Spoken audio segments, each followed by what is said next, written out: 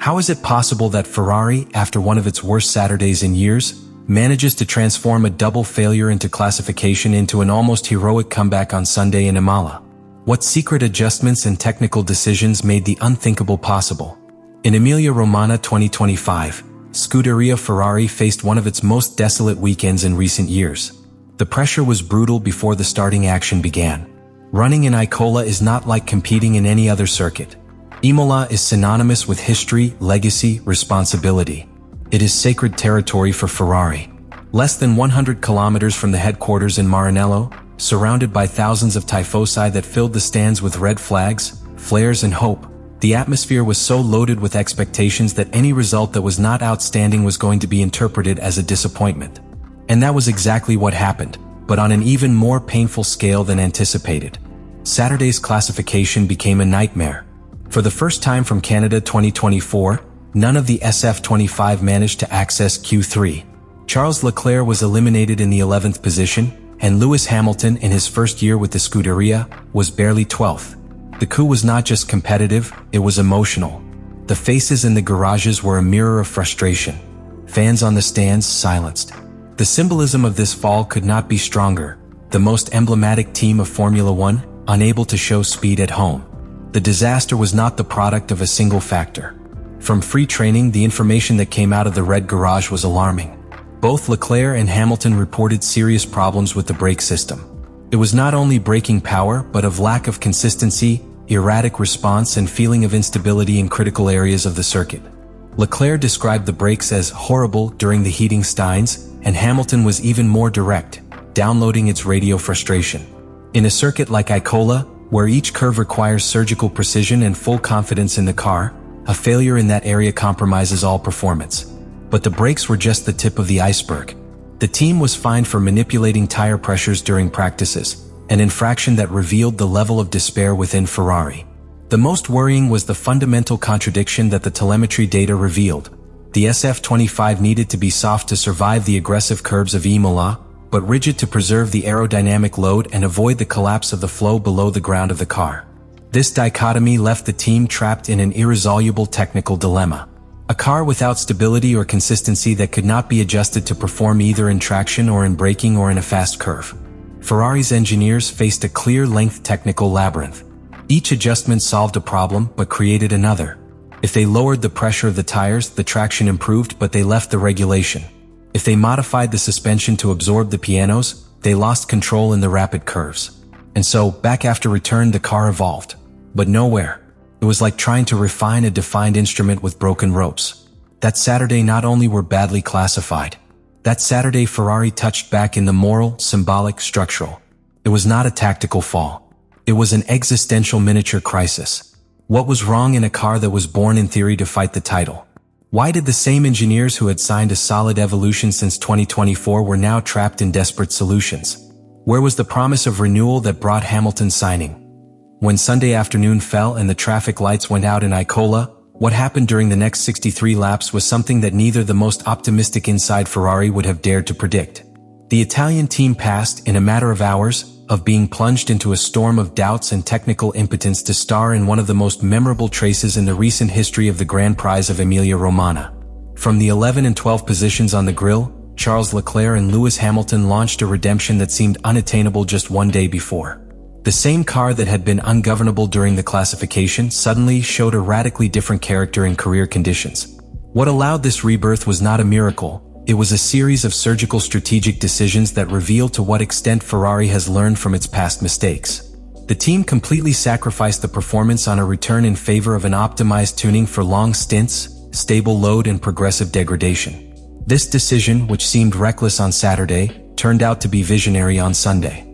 The bet was not simple. It implied that the SF25 would be slow in classification, but if the career rhythm was solid enough, the pilots could advance with precise maneuvers and an infallible strategy. And that was exactly what happened. Lewis Hamilton was the most prominent figure of the day. Throughout the race, the British not only demonstrated an extraordinary adaptation capacity to SF25, a car that is still learning to dominate, but also deployed its entire repertoire of experience, intelligence, and controlled aggressiveness. Each advance was executed with surgical coldness. There were no errors. There were no doubts.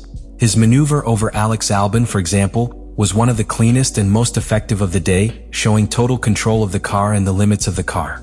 He even surpassed his own companion Leclerc on the track, in a play that combined instinct and mutual respect between two pilots that, although different in style, begin to understand how to coexist within a team that demands excellence. For its part, Leclerc was equally impressive, but from a slightly different strategy. While Hamilton focused on the attack, Charles worked more defensively, taking advantage of the peak speed obtained thanks to a lower level of aerodynamic load, direct consequence of a setting that prioritized efficiency in straight and lower wear. His piloting was methodical, without visible errors, being held within the tire operational window even in the most complicated phases of the race. Its most analytical approach allowed Ferrari to have two complementary approaches within the same race, thus maximizing the total potential of the car. But the true silent hero was the strategy department.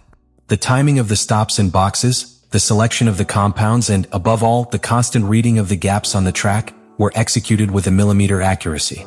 There were no improvisations or logistics errors.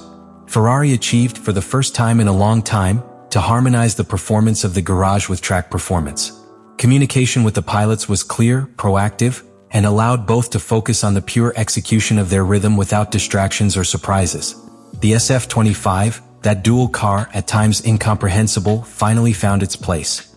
Not because it has changed in its essence, but because Ferrari understood how to operate within its close performance window. Instead of fighting the limitations of the car, they accepted them and built their career around them. This lesson of technical humility and operational precision is, in itself, a victory greater than any trophy on the podium. The fourth final result for Hamilton, sixth for Leclerc, might seem modest for a team like Ferrari. But in the context of the crisis on Saturday, and considering the demanding of the Imola circuit for the overtaking, which was achieved on that Sunday, goes far from the points. It is the proof that Ferrari is not condemned to repeat the mistakes of his recent past. It is the validation that, when decisions are made with coldness and acts with technical conviction, the fruits can even reach the most adverse conditions. This was the day that Ferrari was Ferrari again, not because he won but because he remembered how to fight. What Ferrari achieved in Imola cannot be measured solely with a timesheet or a position table. Because what happened that Sunday represents something much deeper than a fourth and sixth place. It is a symptom that, under the surface of a team plagued historically by strategic errors, lack of technical coherence and institutional pressure, there is a core of operational intelligence and human talent that, when aligns, is able to transform a safe defeat into a categorical statement of competitiveness. This resurgence was not the result of fate or favorable external conditions. It was a conscious act of adaptation to a hostile environment. In the world of Formula One, where each team operates to the limit of what is allowed and possible, to find an effective solution to a structural problem in just 24 hours is not common. Ferrari not only did. He did it under maximum pressure in his national circuit, in front of a hobby that demands more than results. He demands dignity. That Sunday, the team showed that it can function as a well-greased machine, even when the starting point is a tactical catastrophe. The important thing here is not just the fact of having traced. It is what the process revealed. For example, the decision to abandon a classification configuration to maximize the career rhythm indicates a philosophical evolution within the team. For years, Ferrari has been criticized for its lack of clear approach, for its tendency to improvise or overcome the changing scenarios. But in Imola they made a hard decision, potentially unpopular, renouncing to impress on Saturday to build a solid, almost surgical Sunday strategy. That is tactical maturity. In addition, this Grand Prix served as the thermometer to evaluate internal dynamics between its two-star pilots. Lewis Hamilton, with his arrival to the team, has not only brought experience and talent, but also a structured mentality that begins to permeate in the decision-making of the technical team. His deep understanding of how the development of a car works, combined with its ability to modify its driving style according to the needs of the car, offers Ferrari an advantage that had not had for a long time. On the other hand, Charles Leclerc, with his detailed knowledge of the team and his natural skill for the career rhythm, remains an emotional and technical pillar within the structure. In Imola they did not compete with each other. They competed together against adversity. And that can mark a before and after in his coexistence as a duo within the team. But perhaps the most relevant of this rebirth is what suggests for the immediate future of the season. In a year where McLaren has started strongly, Mercedes shows recovery signals, and Red Bull begins to show fissures in his traditional domain, the space for a strategic eruption of Ferrari is more open than ever. If the team manages to consolidate this type of actions and resolve its technical dilemmas consistently, it immediately becomes a legitimate candidate not only to sporadic podiums, but to the championship itself. The SF25, despite its imperfections, has shown that it has real competitive potential. That is not a discarryable car or a failed project. It is a complicated car, yes, demanding no doubt, but not dead. What he needs is continuity in development, clarity in strategic decisions, and above all, mutual trust between engineers and pilots. Imola was proof that this triangle can work. In summary, what was lived in Emilia Romagna's Grand Prix was more than a good career for Ferrari. It was a reaffirmation that the 2025 project is alive, which has a margin of improvement, and that, under the appropriate circumstances, it can challenge the best. What this resurgence really means is that Ferrari finally begins to stop being a prisoner of his own past, and it begins slowly to build a future. Emilia Romagna 2025 will not be remembered solely as another race in the calendar. It will be, for Ferrari, one of those hinge moments that define the psychological and technical tone of a whole season. Because it was not just a punctual recovery, nor an inspired action that can be explained by chance or external circumstances. It was a tangible reflection of what happens when a team with historical inheritance, technical resources, and human talent decides to stop reacting and begins to anticipate, to take control of its narrative and act with purpose. The conclusion cannot be reduced to an evaluation of points won or climbing positions. The real gain was internal. Ferrari learned something fundamental about herself, that his weaknesses are not definitive sentences, but variables that can be managed if they are addressed with rigor and strategy. That the SF25, despite its capricious personality, can be understood, even dominated, if working within the margins of its technical logic.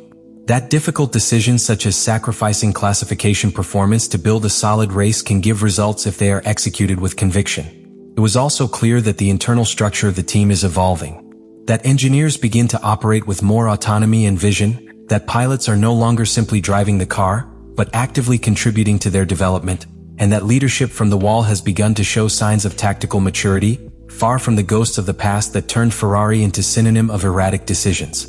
This Grand Prix was a silent warning to the rest of the grille. Ferrari is not yet ready to dominate, but he is not willing to resign himself to being a secondary actor. His comeback in Imola was a strategic statement that the team can be competitive even in its imperfect version. If they manage to replicate that coherence in different contexts, precisely adjust their technical package and maintain the synergy between Hamilton, Leclerc, and the engineers, then this weekend will be remembered as the true starting point of the resurrection. Imola was, deep down, the first step of something bigger. A career that allowed Ferrari to look at the future not with resignation or nostalgia, but with expectation.